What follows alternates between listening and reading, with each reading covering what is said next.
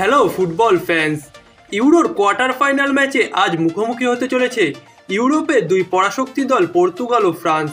এটি হবে এবারের আসরে দ্বিতীয় কোয়ার্টার ফাইনাল ম্যাচ, যেখানে আজ রাত অর্থাৎ 5ই জুলাই রাত 12:30টায় এই দুটি দল একে অপরের মুখোমুখি হবে।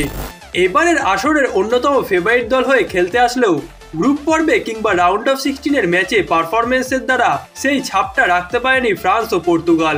পর্তুগাল যদিও বা গ্রুপ পর্বের প্রথম দুই ম্যাচে জয় পেয়েছে, তবে শেষ ম্যাচে জর্জিয়ার কাছে পরাজিত হয়েছিল তারা।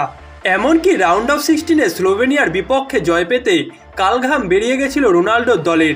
ম্যাচটি প্রায় হেরেই বসেছিল তারা, কিন্তু পেনাল্টি শুটআউটে গোলরক্ষক দিয়াগো কস্তার নৈপুণ্যে ম্যাচটিতে জয় দিয়ে কোয়ার্টার ফাইনালে উঠেছে পর্তুগাল।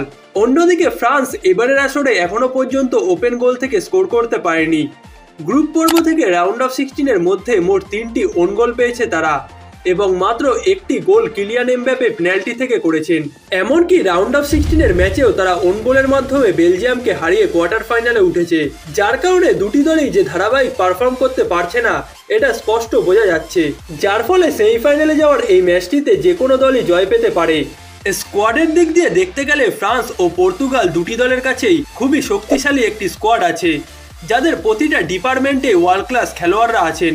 দুটি দলের কাছে একে অপরকে টক্কর দেওয়ার মতো খেলোয়াড়রা আছে।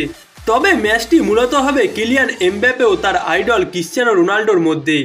গেল ম্যাচে রোনাল্ডো নিজেই জানিয়েছেন যে নিঃসন্দেহে এটি তার শেষ ইউরো হতে চলেছে, তাই অবশ্যই ট্রফিটা জয় করেই বিদায় নিতে চাইবেন তিনি।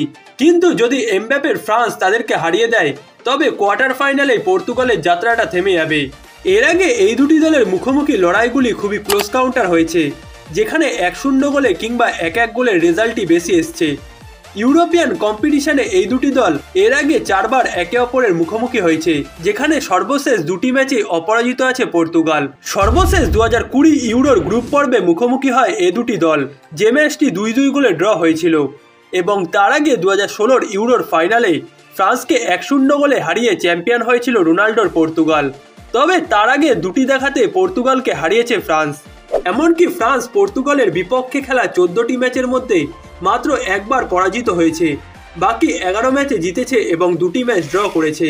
ফ্রান্স সর্বশেষ 4টি আন্তর্জাতিক টুর্নামেন্টের মধ্যে 3টেতেই সেমিফাইনাল ও ফাইনালে পৌঁছেছে।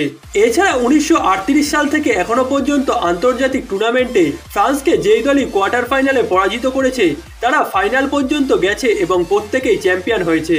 1938 বিশ্বকাপে ইটালির পর 2004 ইউরোতে গ্রিস, 2012 ইউরোতে স্পেন ও 2014 বিশ্বকাপে জার্মানি ফ্রান্সকে কোয়ার্টার ফাইনালে হারিয়ে শেষ পর্যন্ত ট্রফিটাও জয় করেছে, যার কারণে এবার পর্তুগালের কাছেও সুযোগ থাকবে ফ্রান্সকে হারিয়ে আরও একবার শিরোপার কাছাকাছি যাওয়ার। তবে কিলিয়ান এমবাপ্পের ফ্রান্সই এই ম্যাচটিতে এগিয়ে থেকে মাঠে নামবে। এখন দেখার অপেক্ষা শেষ পর্যন্ত কারা ম্যাচটিতে জয় তুলে নিয়ে সেমিফাইনালে পৌঁছায়।